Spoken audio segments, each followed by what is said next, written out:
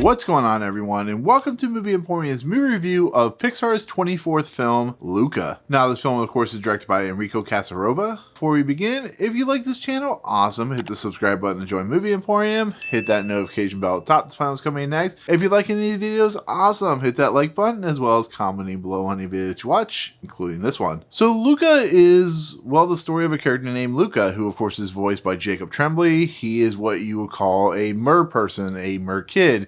He literally lives under the ocean with his parents, who of course are voiced by Jim Gaffigan and Maya Rudolph. And he lives with very, how do you put it, very strict parents. They don't want him kind of leaving the nest. They want him to not really go to school. And he's very, he's very intuitive. He's very interested in what's above and beyond. He finds all these little trinkets and whatnot in the ocean, very similar like Little Mermaid and whatnot. And he ends up coming across this person named Alberto. Now, as I start questioning this movie, where has been Alberto the whole time? But Alberto, of course, is voiced by Dylan Grazer. And the two end up basically bonding and developing a friendship, and they also find themselves on land. This Alberto character has always lived on this kind of island area. He's, goes above the ocean. And in the process, every time a mer person or a mer individual goes above the ocean, they become a human. They transform into a human and stuff, not whatnot. And then if they get wet or it rains or they go back to the ocean, they turn back into a mer person. So it's kind of almost like a way to keep themselves from being, approached and whatnot and hurt and killed and so on and so forth. And it makes a lot of sense because the people on land are very against mer people, very against sea monsters. They've lived in fear of them for their entire life, so it would make a lot of sense that they have this kind of way of tricking individuals and thinking they're human and so on and so forth. And so once, like I said, they find themselves in this Italian town, they're kind of outcasts and misfits, and they really want a Vespa, which is, a motorized scooter bike and whatnot. It's very, very popular and so on and so forth. And in the process of everything that's going on and their exploration, they come across this young girl named Julia, who is played by first-time voice actress Emma Berman, who does a really nice job in this movie. And it's like the Three's Company, that type of situation. They become fast friends, and they decide they're going to win a bunch of money through this like racing competition, but they get involved with this kind of douchebaggy character that's in a lot of these movies. Think like Gaston, but Italian Gaston, and so on and so forth, but just not as violent. And we basically see individuals who not only are trying to complete this task, which is this competition, but we see individuals who are hiding who they really are, the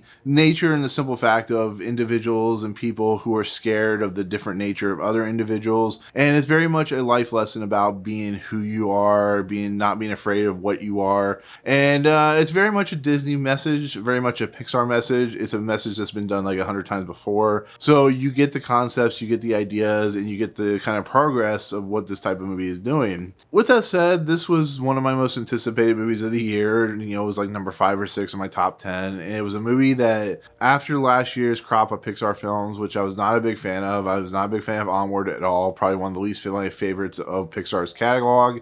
And then Soul came out, which was fine. I like some of the character moments and stuff like that in it. But it doesn't seem like, to me personally, that Pixar has had a really, really good film since Coco. And that's not saying the films haven't been decent, but it's that one film that seems to be so raised the bar so high that these other films seem to pale in comparison. But there was something about this movie, the look, the feel, the impressionistic kind of quality to the sky and the visuals and stuff like that. The look of the characters themselves looked like a lot of fun and very of what Pixar is known for, because they're known for doing very realistic visuals, but they add in those characters, like if you see like Incredibles, stuff like that, where they're not truly 100% realistic, but they somehow fit in the world. And on top of that, Pixar and Disney are, bar none, the best when it comes to water and water effects and, the land of water and just, ray tracing and God rays and all these types of sunlights and stuff like that. There's no other company in the world that does it as well as these two studios, Disney and, of course, Pixar. So I was really excited for it. It has a great cast in it. Like I said, it has Jacob Tremblay and Dylan Grazer, who are coming into their own as actors.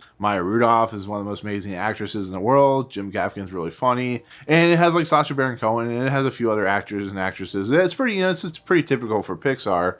So I know I've been kind of rambling and going off on tangents about this movie, but it really was a movie I was anticipating, and I am really kind of disappointed that it's not in the theaters, because the level of quality that Pixar is showing right here with the, the water and stuff like that really stands out when you watch in like laser projected Dolby Atmos, or you watch on IMAX, or you watch it in a theater, because it really pops better. The colors pop better than a TV, because if you don't have like a 4K OLED TV or something like that, the colors are going to look fine, but they're not going to really pop like what you see in the theater.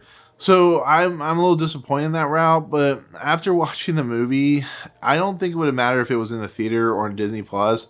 I really didn't like this movie. I'm going to be fairly honest. The visual fidelity in this movie, absolutely amazing. Well, some of the best I've ever seen, but I keep saying that in every film I see when it comes to Disney and Pixar. But there's so much weirdness to this movie. The dialogue, the script feels so shallow and hollow. I never really got on board with the characters at all. I'm not blaming Jacob Tremblay and Jack Dylan Grazer and all the rest of the cast for what they were saying and what they were doing, but it never feels like you're truly wholly enveloped with these characters. There's something kind of truly missing out of that Disney magical Pixar spirit, where it just doesn't feel like the characters have enough oomph, have enough pizzazz. They're young kids, but they don't really feel like they capture that magic that I really look for in a Pixar movie. You look at something like Coco and that family dynamic and drama and the heart and just the kind of awe-inspiring nature of what a group of people or a group of voice actors can really bring to the table just feels like it's completely missing here. And it's just a really weird movie on the simple fact that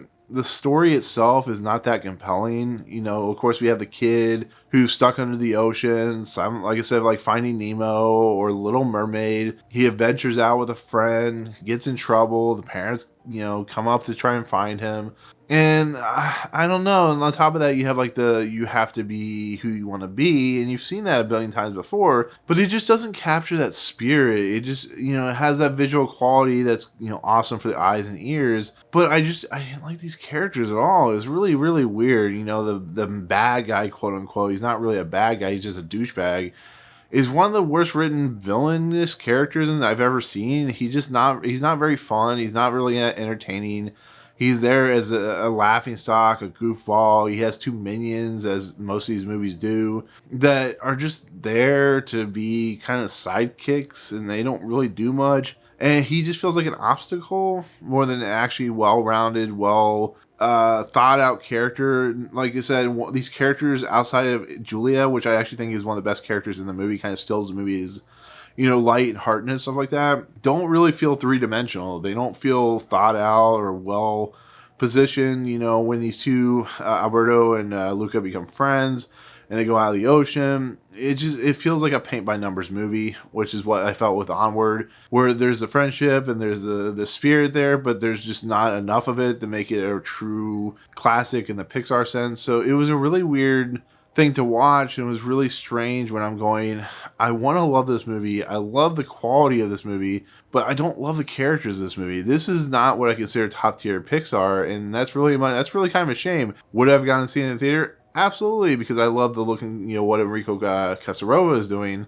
But I think as a first time director, I think he has a lot to learn from this production. I think he will get better as he goes along if he makes more films. But as a starting point, it feels like, a film that he was given a lot to do, was giving a project that he really truly was loved and inspired. But I think in the end, I think he just needed more to work with. I think he needed more to script with. And I think it's a film that tries to be a Pixar Disney film, but completely falls and fails on that kind of merit. And that's just such a shame, because everything about this movie I was excited for and I was wanting to love. But at this point, I'm really kind of worried about Pixar and their quality. After stuff like Raya and the Last Dragon, this movie just doesn't hit the top tier of anything animated right now. And it's just a weird shame. It really is, because Pixar at one point could do nothing wrong, and ever since like kind of the time change and when they started going to nothing but sequels, there's just been something like truly off. And like I said, Coco's honestly the last true Pixar film where I thought it was literally some of the best Pixar work I've ever seen in my entire life. But here, it just doesn't work. It just doesn't do it for me. But with that said, that's gonna be my take on Luca. I feel a little sad now, but you know, it is what it is. But with that said, let me know in the comments below, what do you think of this movie? Do you think it's like top tier Pixar? Do you think it's low tier Pixar? I know a lot of people love this movie. I know a lot of people hate this movie, but you know, let me know in the comments below what you think. Otherwise, if you like what you see on this channel, hit the subscribe button to join Movie Emporium. Hit that notification bell at the top to find what's coming next. If you like this video, awesome. Hit that like button, and as always, we'll see you guys in the next video. Peace out.